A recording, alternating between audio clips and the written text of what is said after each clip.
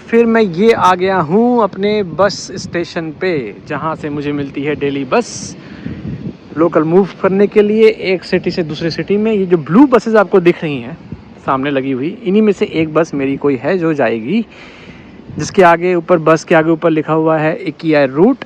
आपको दिख रहा होगा इकियाई रूट। इकियाई रूट मतलब अभी इस पर फाइनल नहीं हुआ है कि ये बस कहाँ जाएगी, पर मोस्ट प्रोबेबली यही बस है जो मुझे यहाँ से 2 घंटा दूर इकास लेके जाएगी। ये सेंट्रल एरिया है बस स्टेशन का, यहाँ पे डिफरेंट बसेस लगती हैं। यहाँ पे फ्लिक्स बस लगती है जो कि आपको इंटर कंट्री मूव कराती है यूरोप में। ये ब्लू बसेस हैं मिड ट्रैफिक की, जो आपको एक सिटी में, डेनमार्क में ही एक सिटी से दूसरे सिटी में या जितनी भी सिटीज़ हैं वहाँ मूव कराती है। और ये जो पूरा एरिया आपको दिख रहा है सामने मेरे, ये है ओहुस रूटपिल स्टेशन। रूटपिल स्टेशन मतलब काइंड ऑफ ISBT, जैसे हमारे यहाँ ISBT होता है इंडिया में बस स्टैंड का, वैसा ही। तो सामने बस स्टेशन है, इस बिल्डिंग के पीछे ट्रेन स्टेशन है। अक्सर यूरोप में मैंने देखा है कि बस स्टेशन, ट्रेन स्टेशन बहुत आसपास ही होते हैं, और ये बहुत ही make sense, it actually make sense कि कोई अगर आ रहा है तो बस से निकल के ट्रेन में जाएगा, ट्रेन से निकल के बस में आएगा, तो फटाफट वो मूवमेंट हो सके। हाँ, तो फ्लिक्स बस के सारे पैसेंजर उतर चुके हैं, मेरी बस अभी थोड़ी देर में तैयार हो जाएगी। फिर मैं आपको बस के अंदर जाके दिखाता हूँ कि मेरी बस में कैसे चीज़ें दिखती हैं। बहुत साफ़ होती है, पहले बता देता हूँ, बहुत साफ़ सुथरी, नीट एंड क्लीन होती हैं, और होगी क्यों नहीं, यूरोप की बसेस हैं। तो चलो दिखाता हूँ मैं आपको थोड़ी देर में। फ़िलहाल कुछ ऐसा दिखता है मुझे जब मैं अपने बस के पास आ जाता हूँ। ऐसे करके यहाँ लोग लाइन लगा लेते हैं। ज़रूरी नहीं कि हर बार यही लाइन लगाएं, कभी कभी उधर किनारे भी लगा लेते हैं पीछे की तरफ। हालांकि एप्रोप्रिएट जगह यहीं पर है लगाने की। ज़्यादा होंगे तो लोग अपने आप ही रूल फॉलो कर लेते हैं, कम लोग हो तो वहाँ से घुस जाते हैं सीधे। तो ऐसे करके लाइन लगी होती है यहाँ पे डस्टबिन है, और इस पर लिखा हुआ है सिल्केबोर्ग, हर्निंग, हियानिंग एंड रिंकोविंग। तो मेरी ये 124 रूट बस नंबर है, मेरे रूट का नंबर है। सिल्केबोर्ग वाली जाने वाली बस जो मेरे घर की तरफ जाती है, तो इसलिए बोल रहा था मैं कि यही वाली मेरी बस है जो मेरे घर जाएगी। यहाँ पे लिखा होता है, कहते टाइमिंग पे जाएगी, यहाँ पे समय लिखा हुआ है हर बस का कि वो यहाँ से बस कितने कितने बजे चलती है। ये मेरे बस ड्राइवर का सीट है, यहाँ बस ड्राइवर बैठता है। बहुत ही शानदार सीट होती है, स्पंजी ऐसी होती है, मूव करती रहती है, ऊपर नीचे होती रहती है। बस ड्राइवर को कोई झटका महसूस नहीं होता, बस ड्राइवर के लिए बहुत कंफर्टेबल है। तो जब तक मेरी बस स्टार्ट नहीं होती, मैं आपको बता देता हूँ मैंने कितने का टिकट ख़रीदा है 1 महीने का, और वो कैसे काम करता है। तो मैं हर महीने 2100 क्रोनर का, 2100 क्रोनर के आसपास खर्च करता हूँ अपने बस टिकट के लिए, जिसका मतलब है 25,900 या 26,000 रुपये मेरा किराया है बस का। मैं जहाँ से आता हूँ यहाँ तक आने के लिए, ओहुस तक आने के लिए। अच्छा, जब मैं ये रूट सेलेक्ट करता हूँ अपने बस में, या अपने इस रूट को सेलेक्ट करता हूँ कम्यूट करने के लिए, तो एक बार जब मैं ये सेलेक्ट कर लेता हूँ सोर्स और डेस्टिनेशन, तो वो ऑटोमेटिकली उसके बीच के सारे जोन्स पकड़ लेता है। मतलब आप ऐसा समझिए कि आप एक शहर से दूसरे शहर जा रहे हैं दूर, तो बीच में जितने भी शहर पड़ेंगे उस रूट में, वो बाय डिफ़ॉल्ट आपके उस परचेजिंग टिकट में काउंट होंगे। आप खरीदो ना खरीदो, वो तो आएगा ही ना, क्योंकि रास्ते में आ रहा है। तो एक स्ट्रेट लाइन है जहाँ से मैं आता हूँ और यहाँ तक आता हूँ, तो एक पूरा एक मैप में आप देखोगे तो एक स्ट्रेट लाइन है, और बहुत सारे जोन्स है जो मैं कवर करता हूँ। अच्छा, तो ये 25-26 हज़ार का जो टिकट है, ये पूरे इस पूरे ओहुस सिटी में, या जो भी जितनी भी जोन से होके आता हूँ, जोन मतलब एक कोई पर्टिकुलर स्पॉट नहीं है, जैसे कि कोई पर्टिकुलर विलेज का लोकेशन नहीं है वो, या सिटी का लोकेशन नहीं है। जोन का मतलब वो पूरी सिटी हो गई, मतलब उसके अंदर बहुत सारी चीज़ें आती हैं। यहाँ पे जोन के हिसाब से चलता है। अब उसके अंदर सिटी, विलेजेस जो भी आता है उस जोन में सब कुछ आ जाएगा।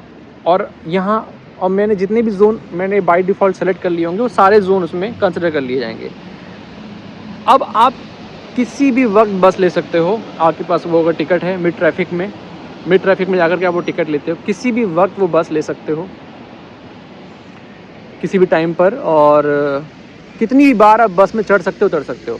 इवन यहाँ ओहुस सिटी जहाँ मैं इस वक्त खड़ा हूँ, यहाँ पर भी अगर मैं उस टिकट को लेकर के पूरी ये सिटी घूमना चाहूँ, फिर मैं चाहे मिड ट्रैफिक की ये वाली बस लूँ, चाहे जो येलो बसेस होती हैं लॉन्ग वाली, यहाँ पर पीली वाली लंबी बसेस, लोकल बसेस जो इंटरनल मूवमेंट करती हैं सिटी के अंदर, चाहे मैं वो वाली बस लूँ, मुझसे कोई चार्ज नहीं लेता, वो सब फ्री होता है। वही हो गया, एक बार आपने टिकट खरीद लिया तो फिर आप किसी भी वक्त बस में चढ़िए, किसी भी बस में चढ़िए, कभी भी चढ़िए, जब तक बस चल रही है आप बस में चढ़ने उतरने के लिए फ्री हैं, रिलैक्सड हैं। आपको दोबारा बार बार टिकट खरीदने की टेंशन नहीं लेनी है। तो ये है मेरा तरीका काम करने का। यहाँ पे बहुत सारे लोग जो डेनमार्क के लोकल लोग हैं या जो यहाँ पर लॉन्ग टाइम रह रहे हैं, रहना चाहते हैं, मैं भी कर सकता था वो काम, वो एक कार्ड बन जाता है, रेस कोड का एक कार्ड बन जाता है। तो आप जब बस में एंटर करोगे तो आपको मैं दिखाऊंगा, एक ब्लू कलर का एक पैनल है, एक लाइट जलती रहती है ब्लू कलर की, वहाँ पर आप कार्ड लगाओगे तो टिंग डोंग करके आवाज़ आती है, मतलब कि आपका ये कार्ड नंबर आइडेंटिफाई हो गया कि आप इस वक्त इस रूट पर चढ़ गए हो, इस सिटी पर चढ़ गए हो। फिर आप जब उतरोगे तो आप फिर से टिंग डोंग करके उसको कार्ड को चेकआउट करा करके बाहर निकलोगे। तो इस तरह से भी लोग का पैसा कट जाता है। जैसे कि एक बार आपके कार्ड में 500 रुपये नहीं, मान लो 500 क्रोनर पड़े हुए हैं और आप 1 point A to B to C जा रहे हो, आपने पूरा सिटी का नहीं टिकट खरीदा हुआ है या पूरे जोन्स का टिकट नहीं खरीदा हुआ है, तो आपको पॉइंट टू पॉइंट मूव करना है, आप कोई बहुत सारी जगह नहीं जाने वाले, तो उस केस में आपके पास वो कार्ड अच्छा है, आप उस कार्ड को जितनी बार भी चेक इन चेकआउट करोगे उसके हिसाब से पैसा कट जाता है उसमें। और मैं ये अपने बस में एंटर कर गया, पहले मैं अपनी सीट ले लूँ। जनरली बस में आप यहाँ पे देखोगे लोग यहाँ से भी, ये रहा वो बोर्ड जहाँ पे लोग अपना कार्ड लगाते हैं और चेक इन चेकआउट कर लेते हैं। और कोई अगर कुछ साइकिल लेके आया है या कोई हैंडीकैप्ड है तो यहाँ पे इधर ये खोल के बैठ सकता है। खड़े होने वालों के लिए एक पैड लगा हुआ है कि आप यहाँ पे खड़े हो सकते हो।